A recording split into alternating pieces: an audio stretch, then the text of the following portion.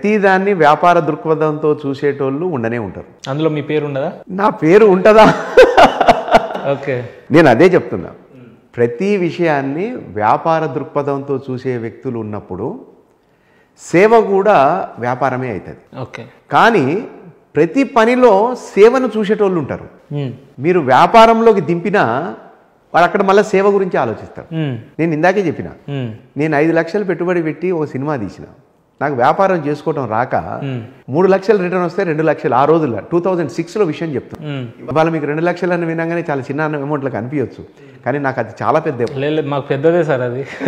2006లో నాకు 2 లక్షల రూపాయలు రీకూప్ కాలేదు. ఆ వచ్చిన 3 లక్షలు కూడా టు బీ ఫ్రాంక్ నా బ్యాచ్మేట్స్ ఎవరైతే ఏరియాలలో ఉన్నారో వాళ్ళ సహకారంతో దాన్ని నేను బయటికి తీసుకుపోయగలిగితే ఆ వచ్చిన 3 లక్షలు కూడా అట్లొచ్చినవే. నేను ఎక్కడో ఎవరికో ఇచ్చి ఇది అమ్మిపెట్టు అని చేసింది కాదు. నిన్ను చూసి అరే మన దాంట్లో వీడొకడు ఏదో తీసిండు కదా, దీన్ని మనం ఏదైనా సపోర్ట్ చేద్దామని చెప్పి నా బ్యాచ్మేట్లు చేసిన సహకారంతో నాకు కొంత అమౌంట్ వచ్చింది. ఓకే, అంటే నేను ఇక్కడ అదే చెప్పిన, నేను నాకు వ్యాపారం చేసుకోవడం రాలేదు. సరే, మీరు ఆ రోజు అదే వ్యాపారం చేయడం రానప్పుడు సరే సార్, మీరు రాజకీయాన్ని వ్యాపారం ఏడే చేస్తా. మీరు ఆ రోజుల్లో ఒక చిన్నపాటి స్క్రిప్ట్ రాయాలంటే పైసలు జమ చేయడానికి మీ స్నేహితుల సహకారం కావాల్సి వచ్చింది. ఈరోజు మీరు క్రియాశీలక రాజకీయాల్లోకి వచ్చి ఎంపీగా పోటీ చేద్దాం అనుకుంటున్నారు. మరి ఇప్పటివరకు ఎంత సంపాదించుకున్నారు సార్? సంపాదించుకోవటం ఏముండదండి. మనకు అవకాశం వస్తే, నేను ముందే చెప్తా, నేను ఆ రోజు చెప్పినా ఈ రోజు చెప్పినా, మనకు రాసి పెట్టి ఉంటే, మనకు జరిగేది ఉంటే అది మనం ఇంట్లో తలుపేసుకొని కూర్చున్నా నెట్టుకొని వస్తుంది. మరి ఇంట్లో తలుపేసుకొని కూర్చోపోయారు, రోజు ఎందుకు ప్రయత్నాలు చేస్తారు? నేను అదే చెప్తున్నా, మీరు మొత్తం వింటలేరు. ఇంట్లో తలుపేసుకొని కూర్చుంటా నెట్టుకొని వస్తుంది. మనకు రాకూడదు ఉంటే మనం గుమ్మం కాడపై పొరలానే రాదు. అయితే ఆ రావటం రాకపోవటానికి మధ్యన ఒకటి ఏంటంటే నీ యొక్క కెపాసిటీ, నీ కృషి, అసలు నువ్వెవరు అనేది ఉంటుంది. మీకు ఒక చిన్న ఎగ్జాంపుల్ చెప్తా మీకు అర్థమయ్యేటట్టు. పివి నరసింహారావు గారు ఎంత గొప్ప వ్యక్తో, ఎన్ని భాషల మీద ఆయనకు పట్టున్నదో, ఎన్ని సంస్కరణలు చేసిండో ఎన్ని రకాలుగా మనకు తెలుసు. పివి నరసింహారావు గారి గురించి మనం ప్రత్యేకంగా మాట్లాడాల్సిన పని లేదు ఈరోజు ఇక్కడ. కానీ ఒక స్టేజ్లో ఆయన రాజకీయాలు వదిలేసి, అంటే ఇందిరాగాంధీ గారి పీరియడు, రాజీవ్ గాంధీ గారి పీరియడు, ముఖ్య సలహాదారుగా, రాజగురువుగా ఉంటూ ఒక స్టేజ్కి వచ్చిన తర్వాత నాకు రాజకీయాలు వద్దు అని అప్పుడు జరిగే ఎలక్షన్స్లో కూడా కంటెస్ట్ చేయకుండా ఇంటికాడ కూర్చున్నాడు. ఓకే, అప్పుడు జరిగిన ఎలక్షన్లో సెంట్రల్లో కాంగ్రెస్ పార్టీకి బొటాబొటిగా సీట్లు వచ్చినాయి. అంటే ఎవరు కూడా, ఏ పార్టీ కూడా ప్రభుత్వాన్ని ఏర్పాటు చేసే పరిస్థితి లేనప్పుడు వచ్చినప్పుడు కాంగ్రెస్ మైనారిటీగా ఉండి గవర్నమెంట్ ఫామ్ చేసే అవకాశం వచ్చినప్పుడు, అంటే నాకు గుర్తున్నంత వరకు చాలా సంవత్సరాలు అయిపోయింది, బహుశా శరద్ పవార్ గారు, అర్జున్ సింగ్ గారు అనుకుంటా, నేనంటే ప్రైమ్ మినిస్టర్ నేనుంటా అని చెప్పి, నేను డీల్ చేస్తా, నేను హ్యాండిల్ చేస్తా అని చెప్పి కొంతకాలం ఆ పీరియడ్ నడిచినాక వాళ్ళిద్దరూ ఇంటికాడ కూర్చున్న పివి నరసింహారావు గారిని తీసుకొచ్చి ప్రధానమంత్రి కుర్చీలో కూర్చోబెట్టారు. ఓకే, ఇప్పుడు ఆయన ఎక్కడ కంటెస్ట్ చేయలేదు. రాజ్యసభ మెంబర్ కాదు, లోక్సభ మెంబర్ కాదు, అసలు సంబంధం లేదు. రాజకీయాలు కూడా వద్దన్నాడు, పోయి ఇంటికాడ కూర్చున్నాడు.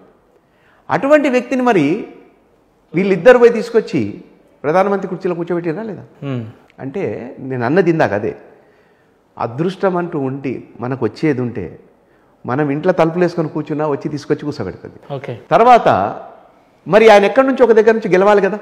మనకు అప్పటి వరకు మన్మోహన్ సింగ్ గారు రాజ్యసభలో ఉండి ప్రధానమంత్రి అయ్యేంత వరకు మనకు చరిత్రలో ఎక్కడ కూడా రాజ్యసభ నుంచి ఒకరు ప్రధానమంత్రి అనేది మనకు లేదు ఎక్కడ హిస్టరీలో.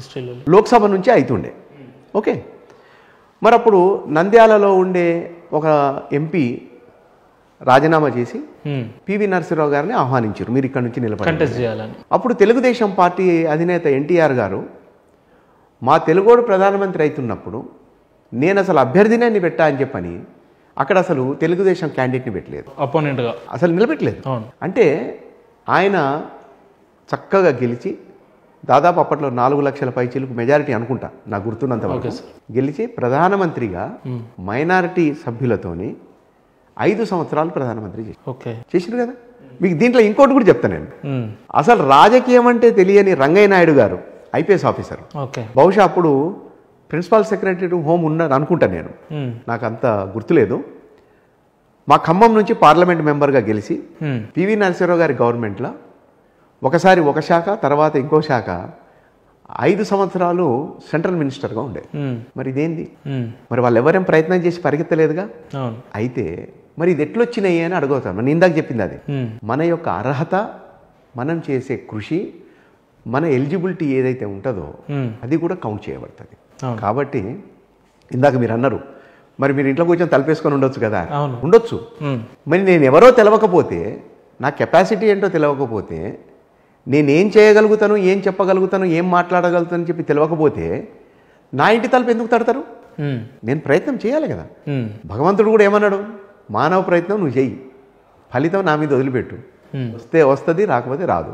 కాబట్టి నేనేమనుకుంటా, ఏది జరిగినా మన మంచికి అనుకొని కామ్గా కూర్చుంటా. రాలేదనుకోండి, ఏమో ఆ రాకపోవడమే మంచిదేమో అనుకొని కూర్చుంటా. యుద్ధాలు చేసే ఓపికలు లేవు మనకు. అంటే టికెట్ రాదంటారా? రాదనే సమూహాలు కనిపిస్తున్నాయా? రాదు, వస్తుంది అనేది ఇక్కడ ప్రస్తావన కాదు. ఓకే, లాస్ట్ మినిట్ వరకు ఏమైనా జరగవచ్చు. ఏమో గుర్రం ఎగరావచ్చు, ఎవరు చెప్పొచ్చిండు. కానీ మీ ప్రత్యర్థి బలరాం నాయక్ గారు అక్కడ స్థానిక చాలా పెద్ద లీడర్ అని మాట్లాడతారు. ఆయన ఎందుకైతాడండి? ఆయన చాలా పెద్ద, ఆయన నాకన్నా అన్నిట్లో పెద్ద. మీరు కూడా అదే సీట్ కోసం ట్రై చేస్తున్నప్పుడు ప్రత్యర్థి అని అంటాం ఆబ్వియస్లీ. మాజీ సెంట్రల్ మినిస్టరు, ఆయనకు ఆ ప్రాంతంలో పట్టున్నది, ఆయన నాకు కావాలని తిరుగుతున్నాడు. ఆయన ప్రయత్నం ఆయన చేస్తున్నాడు, నా ప్రయత్నం నేను చేస్తున్నా. అసలు మీరు మొదటి నుంచే పాలిటిక్స్ లో ఉండాలి, మీరు మాట్లాడే పద్ధతిని బట్టి చూస్తే. కానీ ఎందుకో డిపార్ట్మెంట్ పోయినట్టున్నారు. కానీ సరే, ఒకవేళ మీరు అక్కడ నుంచి పోటీ చేద్దామని సంసిద్ధంగా ఉన్నారు కాబట్టి బలరాం నాయక్ గారిని కాదని మీకు ఇవ్వాలి పార్టీ టికెట్ అని అంటే మీ దగ్గర ఉన్న ప్రత్యేకత ఏంటి సార్? సరే, ఆయన గురించి పక్కన పెట్టండి, ఆయనను కాదని మీకు ఇవ్వాలంటే వాట్స్ యువర్ స్పెషల్ అంటే ఏం చెప్తారు? అంటే అది పార్టీ డిసైడ్ చేయాలి. నాలో ఏం చూసి ఇవ్వాలనేది వాళ్ళు గుర్తించాలి. మీరు కూడా కొంత చెప్తే బాగుంటుంది. నేను చెప్పడం అంటే నేను ప్రజల్లో ఉంటా. ఓకే, నాకు ప్రజల సమస్యలు తెలుసుకోవటం వచ్చు, వాటిని పరిష్కరించటం వచ్చు, నిత్యం ప్రజల్లో ఉండటం వచ్చు, ప్రజల మాటలు వినటం వచ్చు, దాన్ని అర్థం చేసుకోవటం. అందరు చేసేది ఇదే పని కదా సార్ అనుకుంటాం మనం. ఓకే, నేను ఇంకా మాట్లాడి మీకు చెప్పాలంటే మనకు చాలా మందికి మాట్లాడటం కూడా రాదు. Okay, you underline this word. మనలో చాలా మందికి మాట్లాడుతున్నాం అనుకుంటారు, నాకు మాట్లాడటం వచ్చు అనుకుంటారు, పెద్ద పెద్ద ఉపన్యాసాలు ఇస్తున్నాం అనుకుంటారు, కానీ మాట్లాడటం కూడా రాదు. నేను ప్రత్యేకంగా మళ్ళీ మీరు ఉపన్యాసాలని రాజకీయాల మీదకి తిప్పకండి, నేను ఇన్ జనరల్గా చెప్తున్నా. Okay, even we don't know how to eat. Okay, మనం ఏ పదార్థం, ఏ ఆహారాన్ని ఎట్లా భుజించాలో కూడా మనకు తెలియదు. అంటే మనకందరికి తెలుసనే భావనలో బతుకుతున్నాం. ఎట్లా చెప్పగలుగుతున్నారు సార్? నేను చెప్తున్నా, అదే చెప్తున్నా నేను. మీరు కావాలంటే బయటికి పోయి మీరు సర్వే చేయండి, అనలైజ్ చేయండి, 100 మందితో మాట్లాడండి. మాట్లాడటం భాష కూడా చక్కగా రాదు మనకు. మనకు అనే పదం వాడతాను నేను, మళ్ళీ ప్రత్యేకంగా చెప్పుకుంటలేను. అంటే మనం ఒక ఫ్లోలో, ఒక రొటీన్ దాంట్లో పడ్డాం, మనం అందరం దాంట్లో పోతున్నాం. ఓకే, కాబట్టి మనకు అన్నీ వచ్చు అనే భావనలో పోతున్నాం, కానీ మనకు రావు. ఇప్పుడు మీరు అన్నారు నేను చేయగలుగుతా అంటే అందరు కూడా అదే అంటారు, అనుకుంటారు, అందరు అట్లే అనుకుంటారు. కానీ అనుకోవటానికి చేయటానికి జమీన్ ఆస్మాన్ ఫరక్ ఉంటుంది, అనుకోవటానికి చేయటానికి.